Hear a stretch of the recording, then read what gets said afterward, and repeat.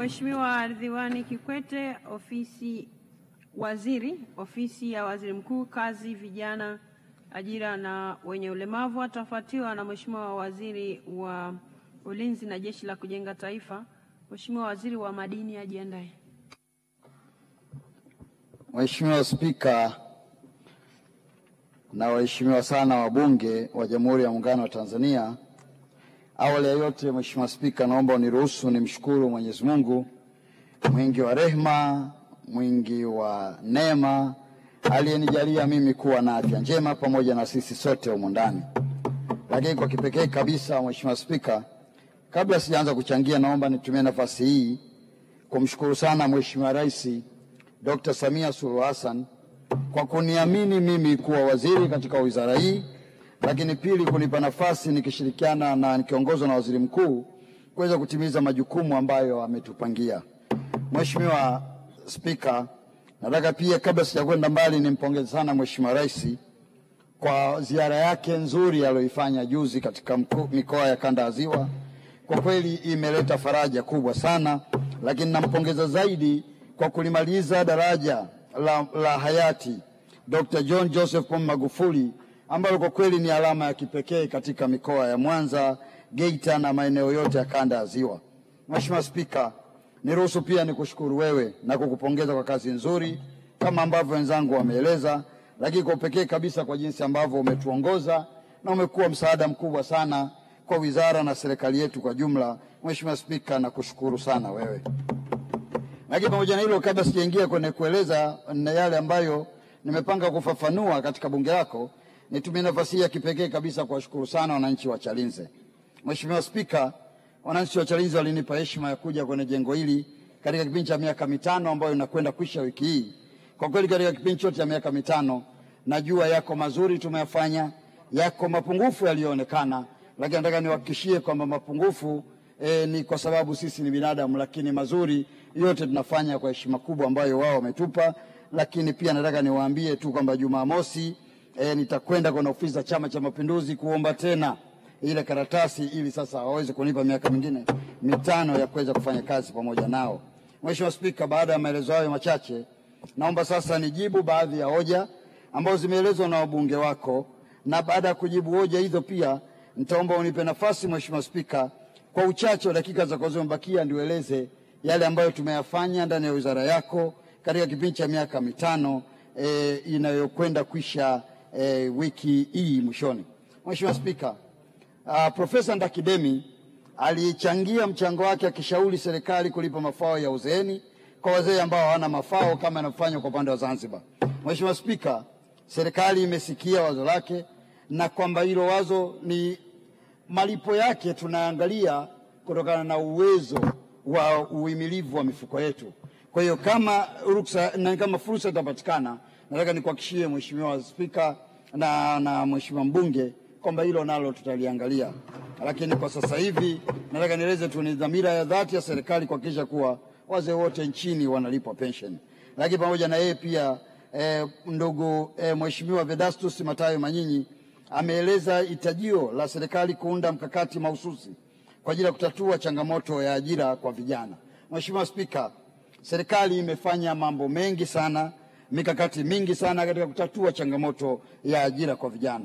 Na mikakati hiyo ni pamoja na mabadiliko mbalimbali ya sheria ambayo Mheshimiwa Spika bunge lako limepitisha, ikiwemo sheria ile ya manunuzi ya umma ambayo bunge lako lilielekeza serikali itenge 30% ambazo makundi maalum ya vijana, wakina mama na wenye ulemavu watayakimbilia ili waweze kupata fedha hizo, na baada ya hapo waweze kujiajiri wenyewe au waweze kufanya kazi zile ambazo zitawaingizia kipato. Mheshimiwa Spika, juzi nilikuwa Arusha kwenye mkutano ambao ili swala la mgawanyo wa 30% zinazotoka kwenye manunuzi nalo pia tulijadili sana. Na furaha yangu kubwa ni kwamba fedha hizi zimeendelea kutengwa na watu wameendelea kuzikimbilia, japo ukweli ni kwamba elimu inatakiwa endelee kutolewa ili wafaidika ambao wamelengwa waendelee kuzikimbilia fursa hizi. Lakini pamoja na hilo, programu mbalimbali ikiwemo programu za kukuza ujuzi na ujenzi wa miundombinu na miundombinu ya kongani za viwanda, nazo pia ni moja eneo ambalo serikali imeendelea kuliangalia na kuelekea msitizo, na sisi tunaendelea kuwakaribisha wawekezaji wenye nguvu waje kuwekeza, lakini msisitizo mkubwa ni kwamba kwenye local content ni lazima izingatiwe. Mheshimiwa Spika, tumeendelea kuanzisha maeneo maalum ya uendelezaji wa ubunifu na teknoloji kama ambavyo mnaona katika vyuo vikuu mbalimbali, lakini pia kwenye maeneo ambayo yametengwa maalum kwa ajili ya kuhakikisha kwamba talenti za vijana au makundi ya vijana zinahakikishwa zinatazamwa. Hilo nao ni moja ya eneo ambalo tumeliangalia.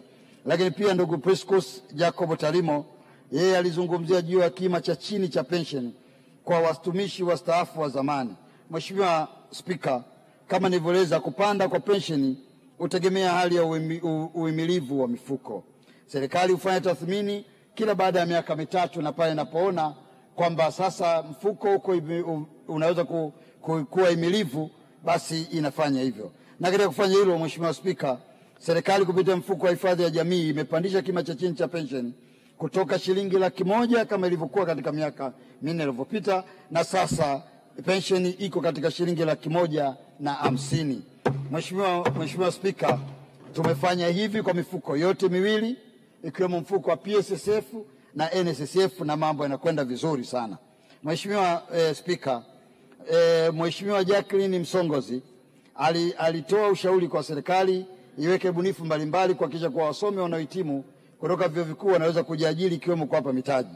Mheshimiwa Spika, serikali inaendelea kuhamasisha vijana wahitimu kujiunga na vikundi ili hatimaye waweze kuwezeshwa ikiwemo kupitia 10% zinazotolewa na halmashauri, lakini pia zile 30% ambazo nimeeleza hapo mwanzo. Kwa mfano, katika mwaka 2023/24 mikopo yenye thamani zaidi ya shilingi bilioni 1.2 ilitolewa kuwezesha miradi 56 ya vijana, yani vijana 392 kupitia mfuko pia wa maendeleo ya vijana, ambapo serikali imeendelea kutoa pesa mpaka sasa. Mheshimiwa Spika, Mheshimiwa Saasisha Mafue alitoa hoja yake kwamba serikali zingatie mafao ya kustaafu kwa maprofesa waliokuwa wanafundisha vyuo vikuu katika formula za mafao ya wastaafu ambao hawajaguswa ili kuwawezesha wao kunufaika. Mheshimiwa Spika, kwa sasa sheria na miongozo haituambii kutekeleza katika makundi maalum kama haya ya maprofesa, lakini serikali imekwisha fanya maboresho ya mafao na kuwa kanuni moja ya ulipaji ya mafao kwa wanachama wote wa mifuko ya PSSF na NSSF. Na katika ulipaji wa mafao hayo hakuna vyeo wala wadhifa, ili kuwa mwanachama ambaye ni mchangiaji iangaliwe. Kwa hiyo nataka nikuhakikishie Mheshimiwa Spika na bunge lako kwamba serikali inaendelea kuangalia mafao ya makundi yote, na itakapotokea maelekezo yameletwa ya kuwa tuangalie makundi maalum, basi Mheshimiwa Spika, serikali yako sikivu itaendelea kufanya hivyo. Lakini pamoja na hilo pia, Mheshimiwa Spika, ninayo furaha ya kulitaarifu bunge lako kuwa serikali kupitia maelekezo ya Mheshimiwa Rais Dr. Samia Suluhu Hassan imepandisha mshahara wa watumishi wa umma kwa 35.1 kwa mwaka huu wa fedha. Mheshimiwa Spika, mafanikio haya ni katika yale maelezo ya mwanzo nilieleza kuwa mifuko yetu imekuwa himilivu, lakini pia tunao uwezo wa kulipa mafao hayo. Kwa hiyo Mheshimiwa Spika, katika kuelezea uhimilivu wa mfuko wetu, tunapozungumza sasa, Mheshimiwa Spika, hata ukwasi wa mifuko yetu ya hifadhi ya jamii nao pia umeongezeka sana. Kwa mfano, mfuko wa NSSF tunapozungumza sasa hivi ukwasi wetu umefikia trilioni 9.3, ambayo ni kubwa zaidi, na hili ni ongezeko la 92% ukilinganisha na ukwasi wa trilioni 4.84 uliokuwepo mwaka 2021. Haya ni mafanikio makubwa sana katika miaka minne ya Mheshimiwa Rais Dr. Samia Suluhu Hassan, na sisi kwa kweli ndani ya wizara ambao tunasimamia mifuko ya hifadhi tunakuwa na maisha mazuri ya kutekeleza majukumu yetu kwa sababu ukwasi huu umeongezeka. Mfuko wa PSSF, Mheshimiwa Spika, kwa sasa hivi ukwasi unakaribia trilioni 11, ambao nao ni ongezeko kubwa sana la 94% ukilinganisha na ilivyokuwa mwaka 2021. Lakini pamoja na hilo pia tumeendelea kuratibu na kufanikisha uwezeshaji katika maeneo mbalimbali. Mheshimiwa Spika, tunapozungumza sasa kwenye eneo la uwekezaji, tumeanzisha kiwanda cha sukari cha Mkulazi ambacho ni mafanikio makubwa sana, ikiwa pamoja na uanzishaji wa skimu ya wananchi waliojiajiri wenyewe. Haya yote ni mafanikio ya serikali ya awamu ya 4, lakini ya serikali ya awamu ya 6. Mheshimiwa Spika, pamoja na hilo pia tumeweza kukamilisha miongozo mbalimbali ambayo miongozo hiyo inawezesha makundi mbalimbali yakiwemo makundi ya wenye ulemavu, makundi ya vijana, nayo pia kuwezeshwa ili waweze kufaidika katika fursa ambazo zinatolewa na serikali ya awamu ya 6. Mheshimiwa Spika, nikitaja kwa uchache, tumetengeneza mwongozo wa teknolojia saidizi, ambao mwongozo huu Mheshimiwa Spika unalenga kuwezesha kutoa miongozo ya bei elekezi ya teknolojia saidizi. Mheshimiwa Spika, baada ya kusema hayo, pamoja na mengineyo mengi nilokuwa nimejiandaa nayo, Mheshimiwa Spika, naomba kuunga mkono hoja. Asante sana. Asante sana.